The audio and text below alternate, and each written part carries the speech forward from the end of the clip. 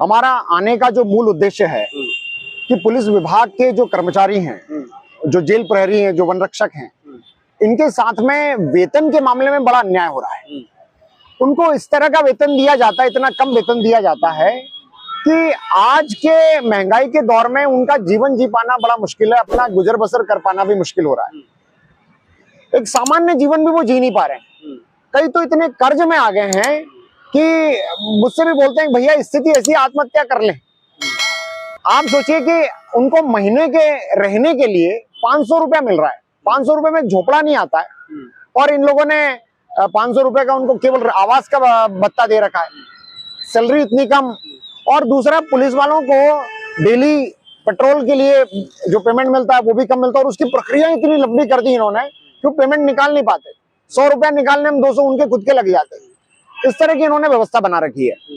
एक और चीज है कि ये हमारे यहाँ इनकी वजह से जो सरकार की नीति है, इनके वेतनमान को लेकर, इनके डेली के खर्च के भुगतान को लेकर, वो नीति इतनी गलत है कि उसकी वजह से क्राइम ज्यादा बढ़ रहा है। उदाहरण के तौर पे हम देखें कि जैसे किसी पुलिस वालों को किसी बाहर से कोई क्रिमिनल को गिरफ्तार करके लाना है तो उसको 150 रुपए मिलता है मात्र। अब वो 150 रुपए में क्या गिरफ्तार करके लाएगा?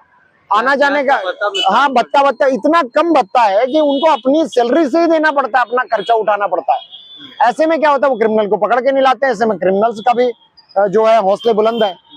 तो कुल मिला के पूरा कानून व्यवस्था के साथ में जो वर्तमान सरकार है ये मजाक बना के चल रही है।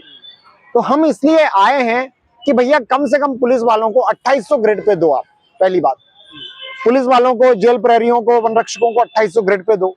जेल प्रहरियों की भी मांग है कि उनको एक दिन की भी छुट्टी नहीं मिलती है। वे अपने रिश्तेदार, परिवार, शादी ब्याह, उनके लिए समय नहीं निकाल पाते हैं। एक तो पेमेंट इतना कम है सर कि आप मान के चलिए कि यहाँ पर जो मजदूर काम कर रहे हैं, जो दुकानों में काम कर रहे हैं, वो भी इनसे ज्यादा ले रहे हैं, है ना, जो पढ़े लिखे नहीं है।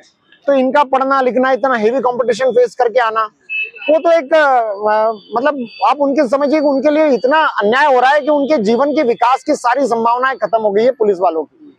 तो इसलिए हम लोग धरना प्रदर्शन यहाँ पे कर रहे हैं। पुलिस वालों की तरफ से मैं और बबलू भैया, हम दोनों आए हैं और हमारे साथ आए हैं, और भी लोग हमारे साथ धीरे धीरे अभी जुड़ते जाएंगे। आम आदमी पार्टी की तरफ से भी उन्होंने सपोर्ट का हमें कहा है। तो हम लोग धरना देंगे, और हमारी इच्छा तो अनिश्चितकालीन धरना देने की है, लेकिन सुबह डीसीपी साहब ने हमें बुलाया कि तुमको धरना हम देने ही नहीं देंगे, अनिश्चितकालीन तो छोड़ी, तो हम धरना ही नहीं देने देंगे। और मैं भी परसों गया था अनुमति मांगने के लिए, तो अनुमति पत्र स्वीकार नहीं करा उन्होंने केवल आप समझिए कि सूचना पत्र स्वीकार किया, और आज कह रहे हैं कि अनुमति तो है नहीं तुम्हारे पास। पर अनुमति पत्र स्वीकार करोगे तो अनुमति मिलेगी ना भाई। कुल मिला के गेम खेल रहे हैं। पुलिस विभाग के आला अधिकारी जो है अपने खुद ही बिल्कुल कोऑपरेट नहीं कर रहे हैं। सिपाहियों के साथ वो अन्याय करना ही चाहते हैं, मुझे ऐसा लगता है।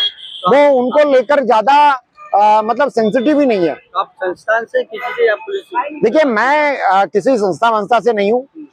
ऐसे तो मैं एक पार्टी का कार्यकर्ता हूँ, वो तो सभी लोग किसी न किसी के पार्टी के कार्यकर्ता, वो एक अलग विषय है। मैं अपना स्वतंत्र रूप से आया हूँ, साथ में बबलू भैया आया हूँ, मैं समाज सेवी हूँ।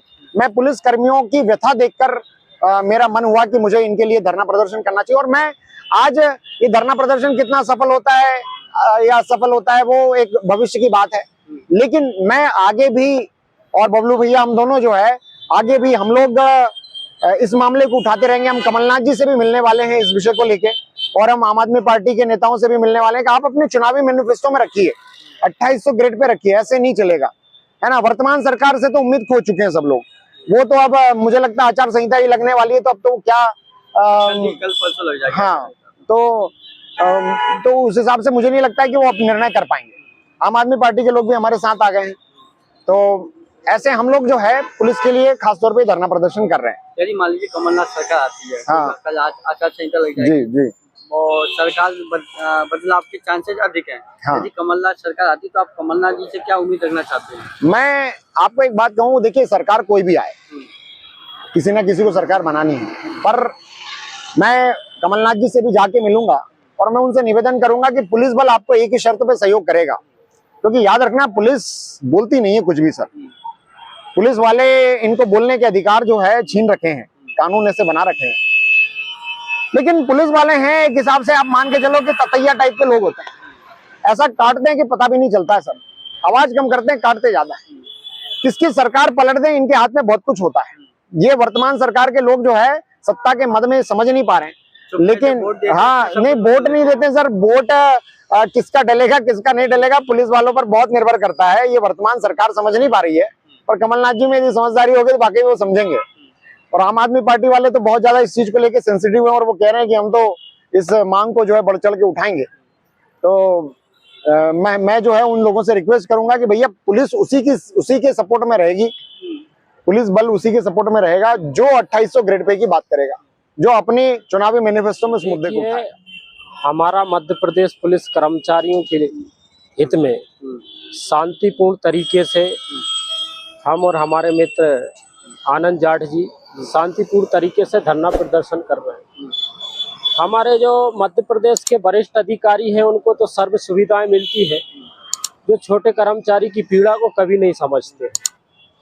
मैं पिछले 5 वर्षों से लगातार मध्य प्रदेश पुलिस कर्मचारियों के लिए संघर्ष कर रहा हूं।